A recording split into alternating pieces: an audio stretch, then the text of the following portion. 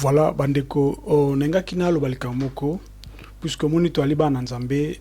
tangu to aliko muna makambu, ebongi to lobaka, puisque loko ezobebisa batu mingi aliko banga, batu baliko banga mingi surtout ko dénoncer, tangu biso to aliko dénoncer, ezali la sainte doctrine, sainte doctrine ali doctrine o Yesu Masia article ki biso. Ya moni Ephésiens 5 11 lobaki ke lobi que donc beau prendre part na ba œuvre ya mabete mais beau dénoncer ngo. Ya moni tuzali ko ya vraiment ko dénoncer ba œuvre ya banguna, tuzali ko dénoncer je veux dire ba œuvre ya munguna surtout, munguna ali munguna satana o ya koti na kati ya église ankolo et puis mawa izaka ke ba na nzambe mingi, hein, soit disant ba na nzambe bali kolanda mupepe oyo batu baza komona, c'est-à-dire ba prophète ya lokuta ba komi ebele surtout na mboka obiso uti ba Congo, ba Angola, ba Côte d'Ivoire, ba faux prophète ba komi tellement ebele que donc ba vrai prophète ba komi kozala étouffé un vu à batu. Mais to ebi ke nzambe tangu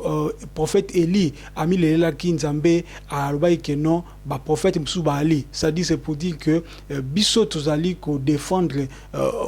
cause ya Christ, tozali ko défendre le vrai évangile, tozali ko défendre o ezali la saine doctrine, puisque tozo banga mutute et na tu mona ba image moko awa na internet déjà mikolotio le cas je pense ba semaine passée groupe ya pasteur ya ba congolais ba sangani pona kozela nini arrivé ya mutu moko akouta Congo, mutu na kuta Congo na ete soke sa yaki soki na ete azali un certain babenga ke bishop na kotanga kombonete boyebi mutanzoloba mutu wana azaki na kati ya prison, je sais pas combien des années salaki na prison, alors tanga bi na prison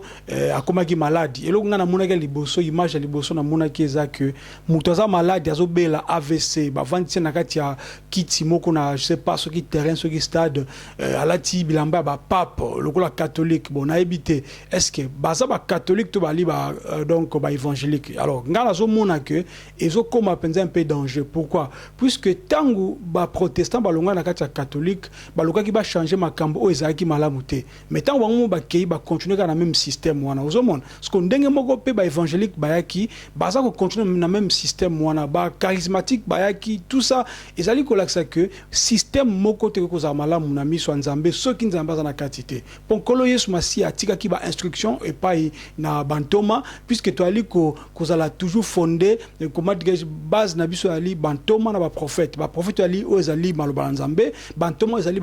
donc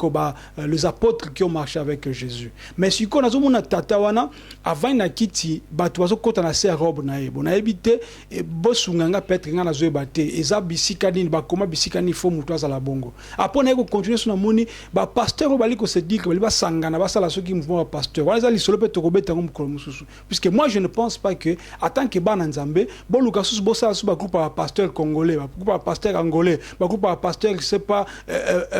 ivoirien, c'est quelque part boza unité bo luka bo comme bo s'unir nanko siko question na ngezali na ba pasteur ba président pasteur o za na kati Allemagne awa oyebi place ozali nazo tuno question moko siko mutu oyo bino bolinga bo organiser aya awa na poto po asala soki na petit séminaire soki loko nini est-ce que bozana ensemble so bozana ensemble c'est que makambu nyos oyo azo sala bozana ngo d'accord, puisque balobi que deux personnes question tunami deux personnes bako tambola te so bali ko kanate mais bino siko bo tambola na mutu wana c'est que bozana bino ensemble. Alors botika alors ko mema bana nzambe na kati ya mabunga, puisque boko zala juger na makambo ali o bozali ko sala, puisque bana nzambe o bazo kanga na tango oyo so bo monique pasteur na bino akomo zo penchant moko boye akomo luka asala ba faire akomo luka asala politique akomo luka akoma visible na batu akomo ko luka akota na kati ba association ba pasteur, c'est que pasteur na bino soka bandaki malamu c'est akomi ko beba ou bien soki boza na kati église et que pasteur na bino azako kota na kati ya biloko wana ba association ba pasteur ezali ya nzambe te ezali démoniaque, puisque soki bana nzambe siko babi ke basangana donc na kati ba ensemble ekoma nini que ba français ba sangani ba dutch ba sangani ba banani ba je sais pas ba camerounais ba sangani, c'est-à-dire et comme siko nini que boza na kati église ngo corps ngo ezandengini donc c'est que corps moko bizarre yango biso to ali ko reconnaître église ali corps de Christ oyo Yesu Masia ye moko ko sangisa na suka pona ezala enlever o asana matoi ayoka nzamba pambola bino.